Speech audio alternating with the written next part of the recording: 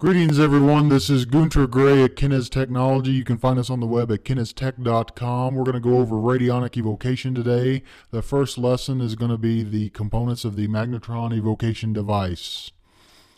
Up top is the witness plate. The witness plate is made out of brass and it's hardwired into the rest of the box. Down at the bottom there you see the dials. There are 3 dials. This is a 3-dial evocation device. And we're going to go over in a minute just exactly what those dials do and how to use them. This is the stick plate. The stick plate is also made of brass and wired into the hardwired into the box itself. On the outside of the brass plate is a plastic plate. That is the area that you rub, of course. And you use either your index finger or your middle finger, and you begin to rub the plate slowly. As you're rubbing the plate, you would grab the dial furthest to the left and begin to turn the dial. And once your finger stops or begins to feel heavy or feels like you're pushing through oil, that's when you know you've got the correct rate for that particular dial. Now, this sensation is going to feel different for each person, so you do have to practice with your radionics box beforehand so you understand what a stick feels like to you. So let's say you're going to evoke an entity. You place the signal up top, you begin to rub the plate, you start with the furthest dial to the left with your other hand, you begin turning it, and then you get your stick, you stop, you go to the middle dial, begin turning it slowly. As you rub your finger, you get your stick, and then you stop and you move on to the last dial furthest to the right. Of course, naturally you would turn the box on before you get your sticks. What you're seeing here is the back of the magnetron. On the right hand side there is the input. The input takes in the raw real energy to the magnetron component for it to be transformed. Once that energy is transformed, then it is broadcast or transmitted through the output. We'll be going more in depth of exactly how all that works in a moment, so just bear with me. The on and on switch here is on the right hand side of the box. If you don't know how to use an on and off switch, then you need a lot more help than what I can offer you. These are the quartz crystals in the bottom. Now what these quartz crystals do is they help pull in the raw real energy, but it also helps program that energy to your intent and to the intent of the operation before pushing it up into the actual magnetron area, which is the upper portion of the box. Actual magnetron part of the box. You'll see there are 9 magnets there, positive and negative. You'll also see the magnoelectric amplifier. That is a coil that helps amplify the energy before being transmitted out. And then last but not least is the etheric heart.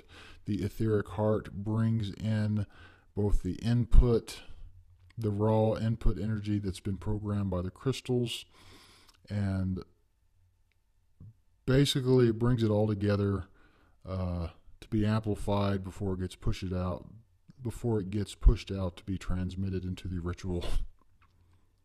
ritual space.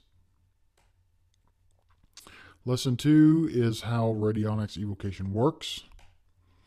The signal of the entity is a symbolic representation of it. Signals are made with the items that correspond to its energy or vibration. Now, I made this particular sigil from the grimoire utilizing the keys. It's a grimoire about planetary magic. It's by Sorceress Endeavors, and I will be linking to that below underneath this video, so be sure to check that out. I highly recommend beginners using this grimoire, A, because it's powerful and it works, but B, because it's relatively safe and easy to use. It is not like some of the older grimoires. It doesn't require a lot of tools, and as long as you have pen and paper, you can perform the ritual in that grimoire. Now, do not think because it's easy that it's any less powerful. I can assure you that contacting the planetary energies in this way, especially when using radionics, works powerfully and calls them calls down their energy into your ritual space. Before the ritual, you dial in the rate of the entity that you intend to summon. As you can see on the picture on the far left, that is my finger rubbing the stick plate. On the far right is me turning the dials. And as I get my stick, I stop, move on to the next dial, get the next stick, stop, move on to the next dial. And once I get the stick there, then I just leave it on and running. And I perform the ritual as I normally would. Now, I'm going to go over further just exactly what happens during a ritual here in a moment, and how this all works and how it's all brought together within the magnetron box. The raw vril energy is drawn into the machine. Now, if you don't understand what vril is, that's just the term that we prefer to use at kinestech.com. It's known by many names: chi, orgon. Basically what it is the 0-point energy of creation. It's spirit energy. It's raw creative force and energy.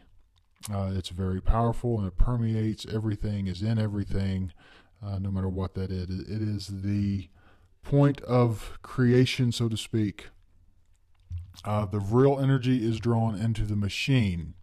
The machine then transforms this raw vril energy to match the vibration of the entity that you wish to summon, and also the energy of your intent and will.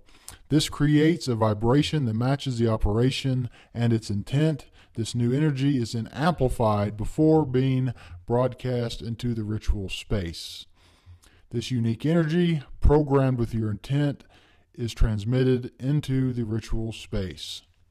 It's quite fascinating, really, when you look at how all this works. There are multiple things happening all at once. One, you're drawing in raw vril energy for your use in a magical operation. Two, you're dialing in a rate of an entity that you wish to summon, at the same time dialing in the intent of the operation. And it's being amplified and transmitted all at the same time. This is why radionics is so powerful. It is using raw creative force and programming it to your intent and then broadcast into the aether. That is why it works so well.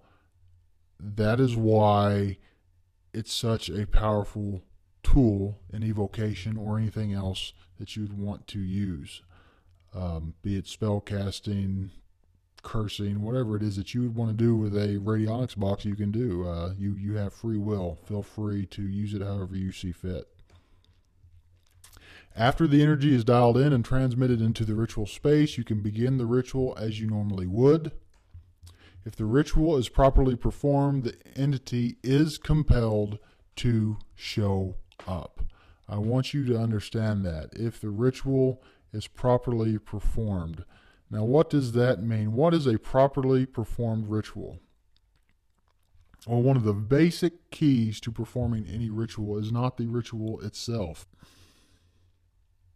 It is the psychological makeup of the practitioner. If you do not believe you are capable of summoning, commanding, controlling an entity,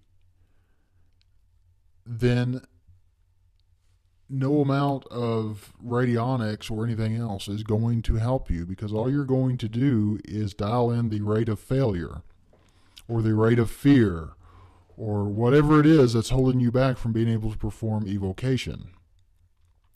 Your belief and your intent is very important. So let's go over this step by step. Belief. Belief in yourself. Belief that the operation is going to work. Next step is intent. What is the intent of the ritual? Why are you summoning this entity? Is your intent clear? You have to have a clear intent of what it is that you're wanting to do, which is call up the entity and have it perform a task, give you some sort of knowledge, something along those lines. If it's vague, if you have a vague idea in your mind, then you're going to get vague results, or you're going to get half-ass results, nothing that you want. You need to really put the time and energy into figuring out what it is that you're wanting from this entity, and that the entity is capable and it's in its office to perform that task. If you have those two things down, you can botch a ritual as far as the mechanics of it and still have it work. I've screwed up rituals many times, but because of my belief and my intent were clear, the ritual still worked and I still got the results that I wanted. So belief and intent are more important than just about anything else. Another thing I want to go over with you is adding to and not taking away from the ritual. Now, you can do what you want. You're a human being just like myself. You have free will. But if you're new to evocation, I highly recommend sticking as closely to the grimoires that you work from as possible. Remember this rule. If you follow this rule, you can't go wrong. You can add to a ritual, but never take away from it. That being said, that's why I recommend the grimoire that you see used in this video. I highly recommend you pick that up because it's so easy to use. It doesn't require a lot of the tools and timing that other grimoires do. That being said, do what you want. Your will is your own. I hope this cleared up how radionics works, how evocation works. I hope it answered the question of why it's so powerful. Again, if you guys want to contact me, feel free to contact me on Skype. My name on Skype is gunter.gray. You can also contact me at evocationmagic.com. If you do not belong to that forum, I highly recommend that you join. My username there is Totenkopf. You can also contact me at kinestech.com. If you want to purchase the Magnetron evocation device, by all means, go to kinestech.com, go to the store, and purchase one today. If you can't pay full price right now, we will take a half a payment up front, and then we will charge you for the rest of it after the box is actually built. I hope you guys enjoyed the video, and I hope you all have a good morning, afternoon, or evening, be it whatever time it is that you're watching this. You all take care and get evoking.